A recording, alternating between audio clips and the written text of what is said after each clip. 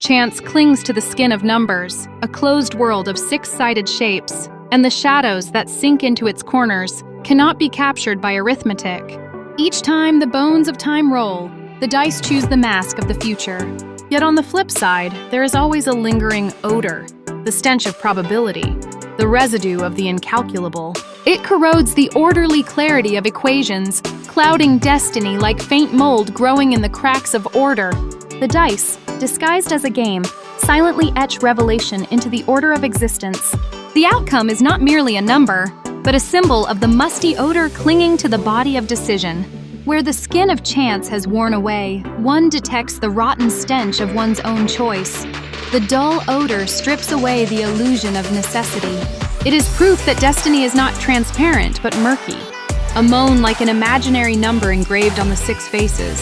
When one smells the scent of the dice, one realizes for the first time that chance is not an odorless god, but the lingering scent of life rotting away in the gaps of time.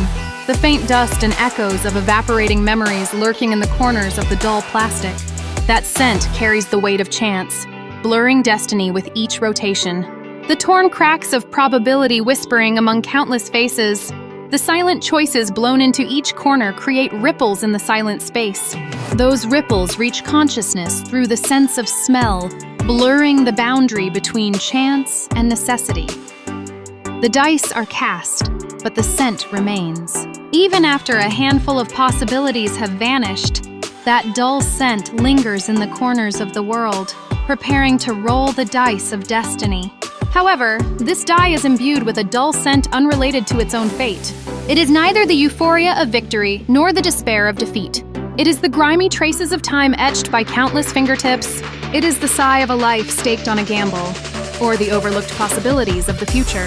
This scent does not represent the result itself, but rather the process of hesitation, indecision, and choice leading up to the result.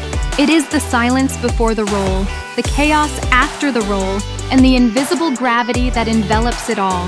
The results we perceive are always tainted by this scent. There is no such thing as chance in this world. It is merely the scent of the past imprinted on the dice that determines the eyes of the future. This dull scent clings quietly to the back of the choices we believe to be free. Every time we roll the dice, we are guided by the shadows of the past. And those shadows quietly weave the next result and the next scent. Perhaps chance refers to the accumulation of the past, and this dull scent emitted by the dice is our fate, and a skeleton cast into the void performing a fleeting game. Its six sides hold the oracle of chance, rolling as if mocking the uncertain future. The heat of the moment when it leaves the fingertips, the faint friction heat woven from expectation and resignation, is eventually absorbed into the cool wooden surface, returning to inorganic silence. Yet how many would notice the strange residue settled at the bottom of that silence? It is neither the joy of victory nor the lament of defeat. It is the dull odor that is permeated from the owner's palm or the tense air of the closed room, repeated countless times in the game. It is the lingering scent of smoldering desire, the arrangement of numbers contained within the dice, each one imbued with the earnest wishes of humans. Wealth, fame, or simply a pastime to pass the time. These blend together, ferment, and eventually solidify into this small cube like a faded specimen of memory. The act of rolling the dice is both a gamble on the future and a stirring of the accumulated desires of the past. The scent is the invisible dust stirred up by that agitation. Or perhaps it is the very scent of time itself. The corners are worn down, the engraved eyes have lost their ink's luster, and the once clear contours are now blurred by countless fingerprints. The crisp scent of new material has long since faded, replaced by the familiar yet melancholic aroma of pages from an old book, matured through countless nights and absorbed stories. It is no longer merely an object, but a small ruin containing the strata of time. When we smell this scent, we are not seeing the dice itself. What we see are fragments of the lives of the countless people who have touched it, and within them, the fleeting, elusive shadows of our own desires.